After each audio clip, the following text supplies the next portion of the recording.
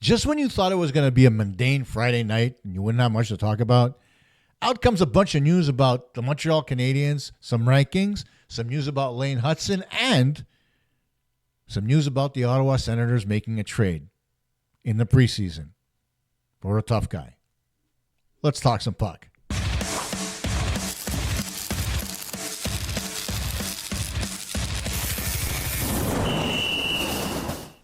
Hey gang, Costa here on this Friday, October 3rd, 2025 for Puck Talk Montreal. And as I mentioned in the intro, the Ottawa Senators made a trade. They traded Zach McEwen, Arbor Jackey's bitch for the lack of a better term because he's beaten them the last two preseasons, in exchange for New Jersey Devils tough guy Curtis McDermott. Now, I don't know about you, but what general manager makes a trade for a tough guy just to look better in their last preseason game? Now, granted, I don't think McDermott's going to be on their NHL roster. I think he's literally been traded to the Ottawa Senators just for this preseason game, and then he'll be sent down to Belleville. And then you think to yourself, what kind of a general manager makes a trade like that in order to finish off the preseason? I just don't get it. If McDermott is in the lineup on Saturday, it's going to look as dumb as done could be, not just for the Ottawa Senators, but for the NHL as a whole. So I'm hoping, really hoping, that the Senators use better judgment and don't put him in there. And I'm hoping that the NHL reaches out to Steve Staios, the general manager of the Ottawa Senators, and says, Steve, no. Now let's get to one of our sponsors, and that is Insta Customs. They are the number one destination for custom apparel printing in Canada. They're rated the highest print shop in Canada with over 3,000 reviews and a 4.9-star rating, and they were nominated for a 2024 Canadian Business Choice Award. They print on all your favorite clothing, even coffee and travel mugs, and yes, they offer embroidery. Most orders are printed and shipped the very same day, and large orders in less than 3 with free shipping. Open 7 days a week. They're located downtown on Stanley Street. Easy to remember because it ties in with the Habs' ultimate goal of winning the Stanley Cup. So whether it's for yourself, a loved one, or your business, trust Insta Customs. Visit in person or order online at it'sthecustoms.com. Now, one of the things that I look at this point of the season is rankings, right? Rankings can be extremely important, depending on where they come from. Quite prominent. But there were a couple of them that caught my attention. One of them came from the Bleacher Report, where they gave the Canadiens an A, report card style, for what they had done not only prior to the preseason, but during the preseason, in getting prepared and going out and getting Noah Dobson and Zach Bolduc in the offseason, amongst other people. And then another one came out from the NHL.com, in which they said, no, the word rebuild is now a thing from the past in Montreal. They are now ready to push for another playoff appearance. Canadians would like to prove that last spring was no fluke. Nick Suzuki, the captain, saying that it's time to set some higher goals for this young team.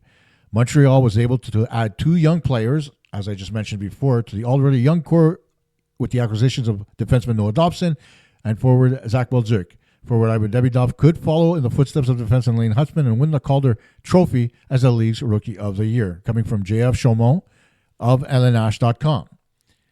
And that's all true. So the fact that the NHL.com gave the Canadiens 14th out of 32 teams, that's a hell of a lot different than what we saw last year. So we know there's progress, and we know the league is seeing that progress. Not only that, but the league is also noticing a lot of our younger players.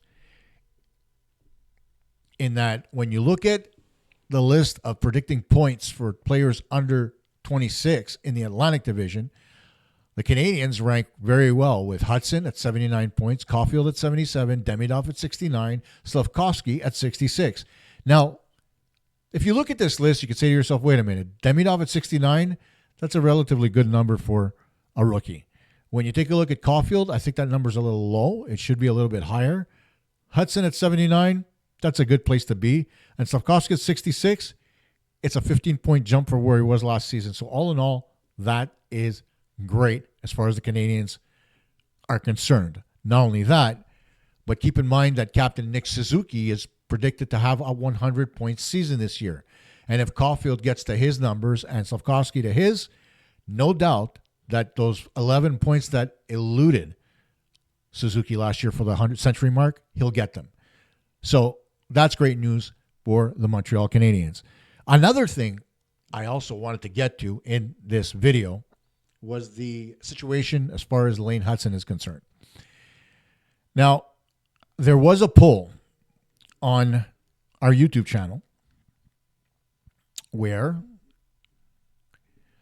I asked you guys, now that Jackson Lacombe and Luke Hughes both signed for 7 years, $63 million, that's $9 million per season, where do you think Lane Hutson's contract will land? A lot of you think it's going to land somewhere between $9 and $10 million and vary between 8 and 7 years. None of you think that his camp is going to be looking for Kaprizov money, and I'm glad that's the case, right? But it's not just all about the Benjamins. It's not all just about term. Hutson wants to stay. He'll take the 8-year deal. The Canadiens and Hutson, from what I understand, are about $1 million to $1.5 million apart. Where? I don't know. Is it $10 million and $11.5? Is it $9 million and $10.5? I don't have that information, so I'm not going to speculate at this point. But they're about $1 million to $1.5 million apart as far as where they want to be. The one point of contention that nobody's really talked about, but is being discussed behind the scenes as far as his contract is concerned, is a no movement clause and the list that he's going to give to the Montreal Canadiens. Now, here's the thing. If you take a look historically, as far as contract negotiations are concerned for Kent Hughes, he doesn't really like to give no movement or no trade clauses in contracts in the first few years of a long-term deal because you never know what might happen, right? And it's a safe way to do business. You know, like Nick Suzuki's is kicking in, I believe, next season. Slavkovsky doesn't have one, and Caulfield's is kicking in, I believe, in 3 years, if memory serves. I'm not looking at anything, so I can't tell you, but they're definitely not right at the beginning of their contracts, which is a good way to do business. And I think they want to do the same thing with Hutson, but Hutson's camp wants that no trade contract immediately.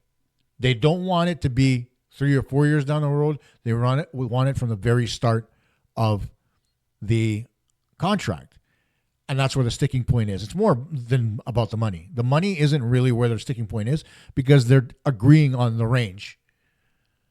But it's about that no movement, no trade scenario. And so, you know, the Canadiens, we know that in the past, guys like Marc Bergevin and others have given out no trade and no movement contracts to players and have gotten the Canadiens in really big trouble as far as moving those contracts when they realize that the value in those contracts isn't quite what they wanted it to be. And you get stuck with players you don't necessarily need or want. I don't think that Lane Hutson is going to be one of those players that the Canadiens don't want, but not having the leverage to be able to move a player when you sign him long-term, especially in the early years, it's something you really don't want to do as a general manager. So I don't blame Kent Hughes for wanting to, wait and give the kid the last 4 years of his contract as a no move or a no trade.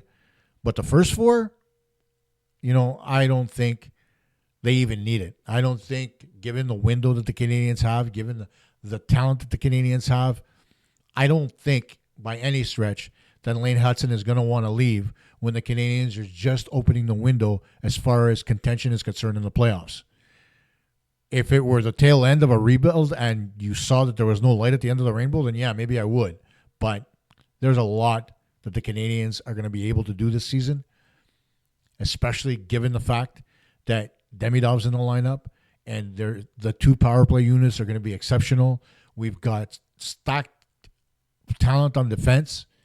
So I don't foresee a reason why Lane Hutson should not agree to 4 years at the tail end of his contract being where his no trade clicks in as opposed to the first 4. But I'm not in that room with the negotiation. I don't know what the thought process is. So that being said, we'll see what happens.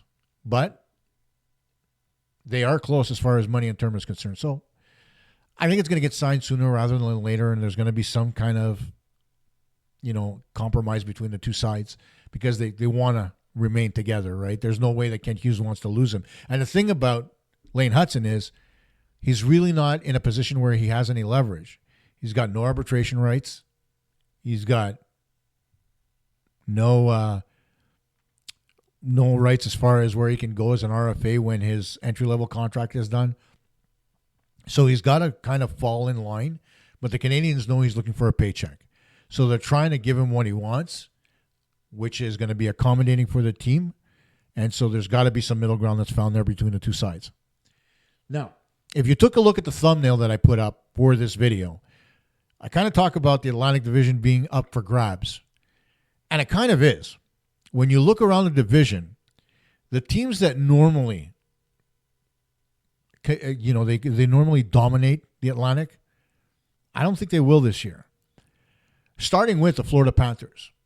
With the fact that the Panthers have lost Alexander Barkov to a knee injury, the fact that Matthew Tkachuk is going to be out for the first 3 months of the year, that's where the importance of what Marty St. Louis has said about starting the season early and fast is so key. The points that you get in October and November are going to be paramount because once those guys come back, especially Tkachuk, where Florida's going to need him, there's some strong possibilities there for the Canadiens to be able to pick up points when they need to early in the season. Not only that, but you take a look at the Leafs, not looking too good. But granted, they kicked the Canadiens' ass 7-2 in the preseason, but again, it's a preseason game. Don't read too much into it. But they haven't looked too great as far as execution is concerned. The Bruins and the Buffalo Sabres, they're in flux. Obviously, the Sabres, we never know what kind of team you're going to get. And the Bruins, they're still licking their wounds from the ass-kicking they took last year. Detroit, nowhere near where they need to be.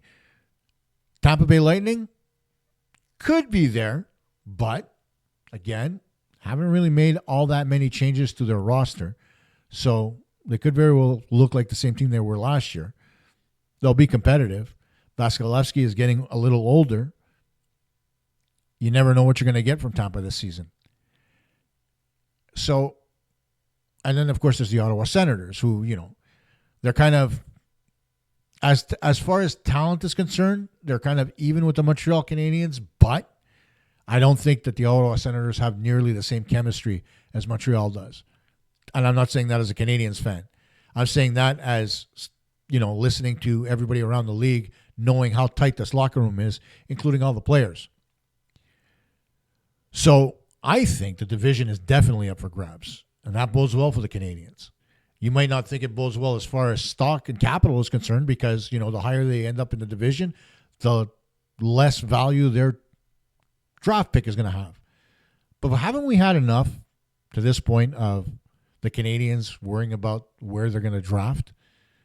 I mean, I think at this point where we've seen what Nick Bobrov, Marty Lapointe, and the rest of the amateur scouts can do for the Montreal Canadiens, I don't care where they're drafting. They're going to draft players that are quality. I have no doubt. And I think you shouldn't either. The other part of all this is the Canadiens are going to have 4 lines that can do damage. Whether it's your checking line or whether it's the top 3, they're guys that can do damage there. You look at the Canadiens' defense, their top 4 can definitely do damage. So the Canadiens can, as I mentioned early, and people thought I was nuts when I said I think the Canadiens can contend for the division. Not so crazy now, is it? It takes a couple of injuries, and away you go. Speaking of injuries, before I get to that, let me talk about our other sponsor, and that is cheapesttshirts.ca. Proudly Canadian and trusted by thousands of customers, cheapesttshirts.ca delivers unbeatable value.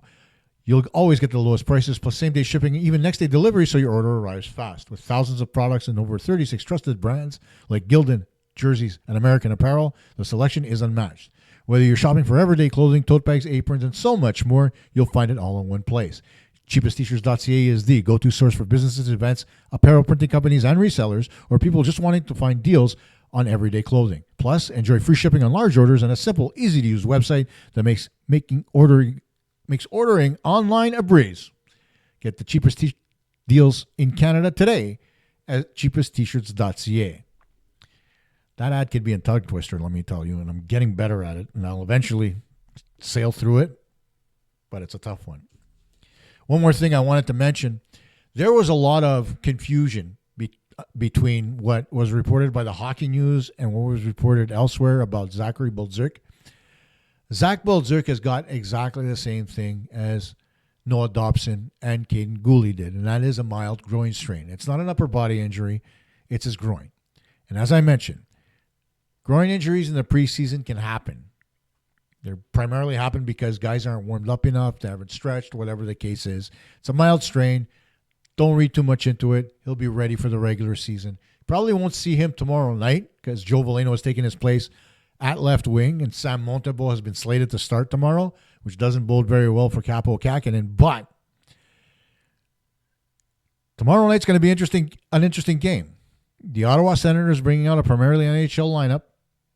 So you're going to see the Claude Giroux, you're going to see the Brady Tkachuk's and all. And I think you're going to see Curtis McDermott, which is going to be kind of fun, given the fact that, I expect to see Arbor Jacki in the lineup. What's going to happen there? They're probably going to drop the gloves and go after each other.